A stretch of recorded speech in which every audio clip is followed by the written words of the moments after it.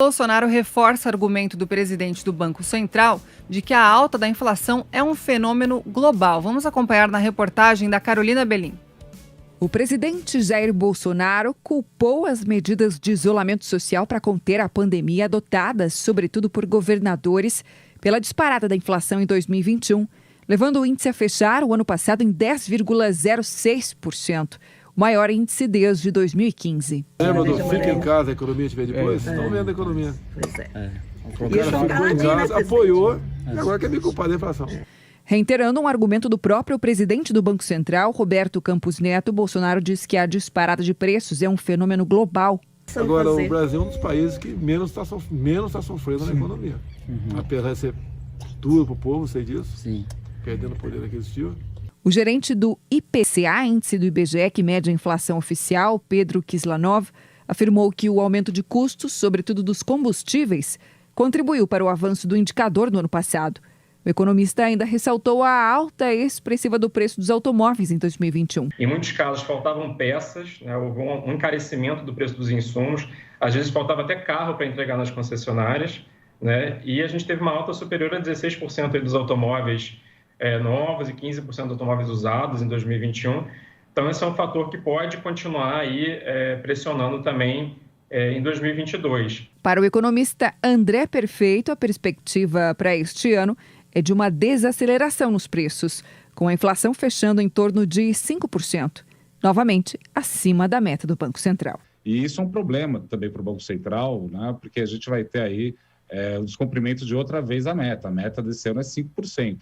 Então, se estourar o teto de novo, imagina o Banco Central independente estourando a meta 2 vezes na sequência. Por isso mesmo, acho que o Banco Central vai ser bastante vigilante. As projeções do Banco Central são de que a inflação entre em trajetória de queda, já no início de 2022, terminando o ano em patamar significativamente inferior ao de 2021.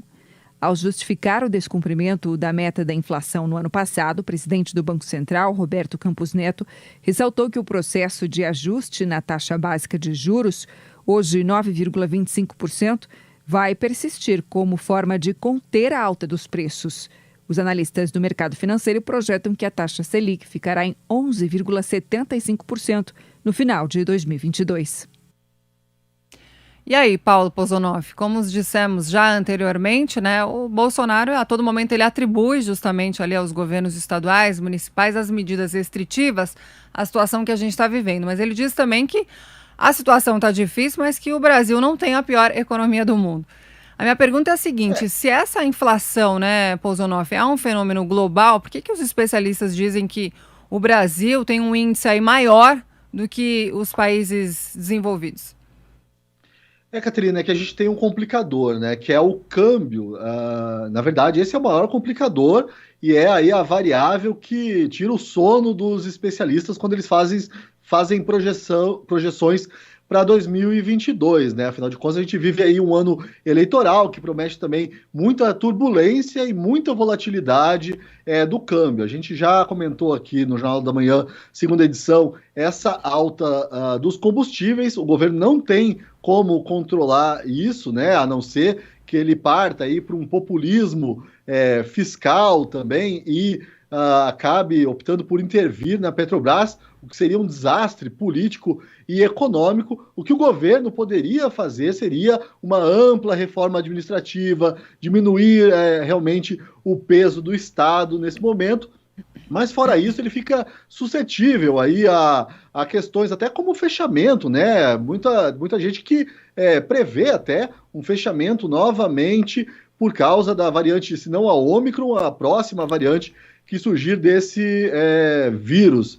Então é muito complicado. O Brasil é uma economia que fica suscetível a fatores também externos. É muito complicado também para o presidente eleitoralmente convencer o eleitorado de que ele não tem culpa. E eu aqui acredito que ele não tenha culpa pessoalmente, esse governo não tem culpa por essa inflação de 2 dígitos. Pelo menos a culpa não é assim tão direta. Mas fica muito complicado para o presidente convencer as pessoas não estão muito interessadas, eu acho, em quem tem ou não a culpa por essa inflação de 2 dígitos, né? O problema para as pessoas é realmente ir ao mercado, ver os preços altos, ver o seu poder de compra bastante diminuído. O presidente Jair Bolsonaro vai ter muito trabalho ao longo de 2022 para convencer as pessoas de que a inflação é um fenômeno global, não há muito espaço de ação para o governo brasileiro e também para convencer as pessoas de que as medidas restritivas tiveram, sim, impacto nessa inflação. E, Pousonoff, na sua avaliação, quais foram os principais vilões da inflação aí em 2021? Fechamos o ano com uma inflação altíssima, batemos recorde, inclusive. O que a gente pode atribuir também a essa situação?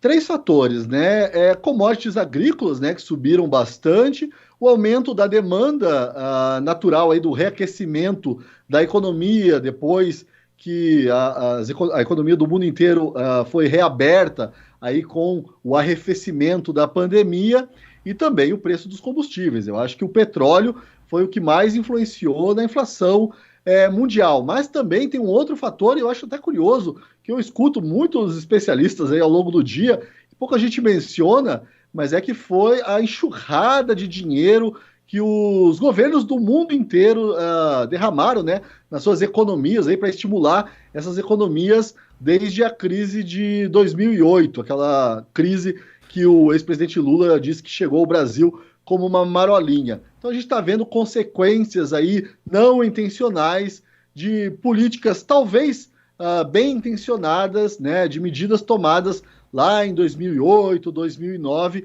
A gente também está vendo consequências dessas políticas agora. E já começamos um ano difícil, Pousonoff. Ao avanço dessa pandemia, a gente está num ano eleitoral, naturalmente as coisas se complicam um pouco mais. E as perspectivas para 2022, hein?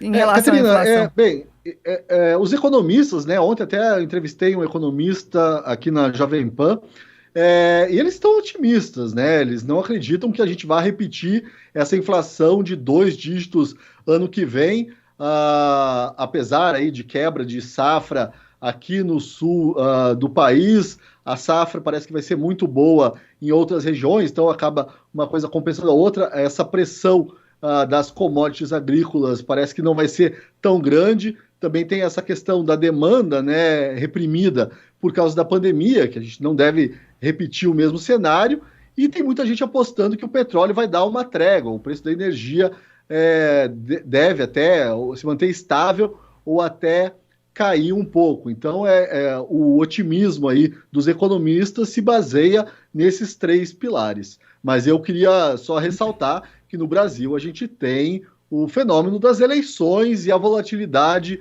natural do câmbio em ano eleitoral, né? Eu sei que a memória do brasileiro é meio curta, mas ali nas eleições de 2002, eu me lembro quando havia todo aquele temor quanto ao fenômeno Lula, né? Lula até escreveu aquela carta ao povo brasileiro. Ali houve uma explosão do dólar naquele ano e acarretando todos os problemas que a gente sabe decorrentes disso.